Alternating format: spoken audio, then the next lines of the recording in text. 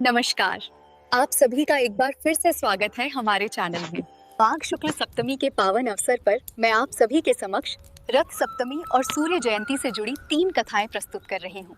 माघ मास के शुक्ल पक्ष की सप्तमी को रथ सप्तमी अथवा आरोग्य सप्तमी मनाई जाती है।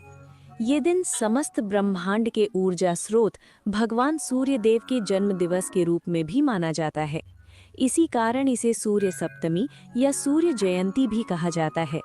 मान्यता है कि इसी दिन से भगवान सूर्य देव अपनी 7 घोड़ों वाले रथ पर आरूढ़ होकर पृथ्वी पर भ्रमण प्रारंभ करते हैं, इसलिए इसे रथ सप्तमी कहा जाता है। सूर्य देव केवल ऊर्जा के स्रोत ही नहीं, बल्कि स्वास्थ्य प्रदान करने वाले प्रत्यक्ष देवता भी हैं। ज्योतिष शास्त्र में सूर्य देव को ग्रहों का राजा कहा गया है। जन्म कुंडली में सूर्य की प्रबलता मनुष्य को उच्च पद, सम्मान और प्रतिष्ठा दिलाती है। उत्तम संतान की प्राप्ति हेतु अनेक महिलाएं ये व्रत करती हैं, इसलिए इसे संतान सप्तमी भी कहा जाता है। ये दिन ऋतु परिवर्तन और फसल कटाई के मौसम की शुरुआत का भी प्रतीक माना जाता है। अब आइए रथ सप्तमी की 3 प्रमुख कथाएं जानते हैं। कथा 1, श्री कृष्ण पुत्र सांब और सूर्य उपासना। पुराणों के अनुसार एक बार भगवान श्री कृष्ण के पुत्र सांब को अपने शारीरिक बल पर अत्यधिक अभिमान हो गया। एक समय दुर्वासा ऋषि भगवान श्री कृष्ण से मिलने आए।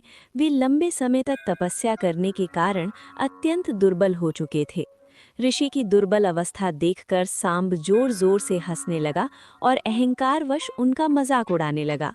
दुर्वासा ऋषि ने इसे अपना अपमान समझा और क्रोधित होकर सांब को कुष्ठ रोग होने का श्राप दे दिया।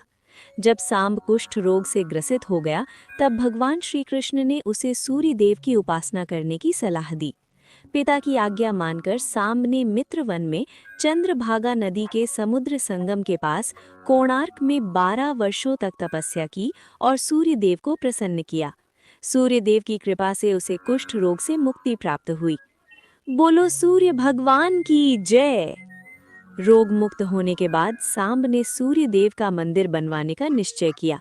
एक दिन चंद्रभागा नदी में स्नान करते समय उसे सूर्य देव की एक दिव्य मूर्ति प्राप्त हुई। मान्यता है कि ये मूर्ति श्री विश्वकर्मा जी द्वारा निर्मित थी। सांब ने मित्रवन में एक भव्य मंदिर बनवाकर उस मूर्ति की स्थापना की।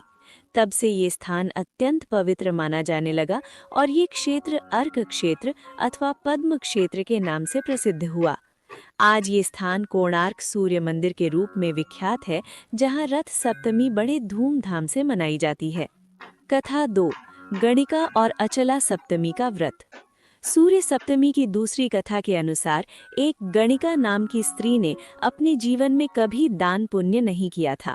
जब उसका अंतिम समय निकट आया तो वो वशिष्ठ मुनि के पास पहुंची और बोली, गुरुदेव, मैंने कभी दान पुण्य नहीं किया, अब मुझे मुक्ति कैसे मिलेगी? तब वशिष्ठ मुनि ने कहा, माघ मास के शुक्ल पक्ष की सप्तमी को अचला सप्तमी कहते हैं। इस दिन किया गया दान पुण्य अन्य दिनों की अपेक्षा 1000 गुना फल देता है। तुम अचला सप्तमी के दिन पवित्र नदी में स्नान करना, भगवान सूर्य को जल अर्पित करना, दीप दान करना और उस दिन एक बार बिना नमक का भोजन करना।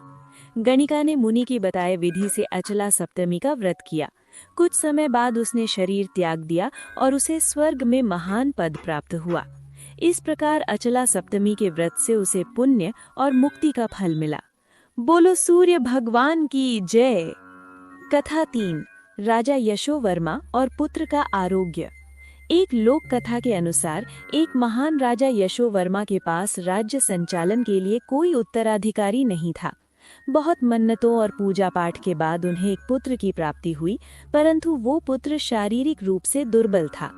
एक संत ने राजा को बताया कि पुत्र की ये अवस्था उसके पूर्व जन्म के कर्मों का परिणाम है। यदि वो श्रद्धा से रथ सप्तमी का व्रत करे और पूजा करे तो उसे आरोग्य की प्राप्ति होगी। राजा के पुत्र ने संत की सलाह अनुसार विधि विधान से रथ सप्तमी का व्रत किया।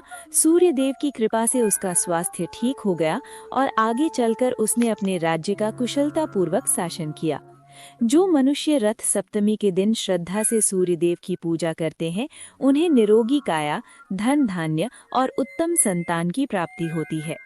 बोलो सूर्य भगवान की जय। रथ सप्तमी पूजा विधि। रथ सप्तमी के दिन 1. प्रातःकाल किसी पवित्र नदी में स्नान करें। यदि संभव ना हो तो स्नान के जल में गंगा जल की कुछ बूंदें मिला लें। 2. स्नान के बाद सूर्य देव को अर्घ्य दें। अर्घ्य देते समय मंत्र जपे, ओम सूर्याय नमः। 3. घर के बाहर या आंगन में 7 रंगों की रंगोली बनाएं। 4. रंगोली के मध्य दीपक जलाएं और सूर्य देव की पूजा करें। 5. लाल पुष्प, चावल, दूर्वा, चंदन, फल आदि अर्पित करें। 6. सूर्य गायत्री मंत्र का जाप करें। 7. दान करें।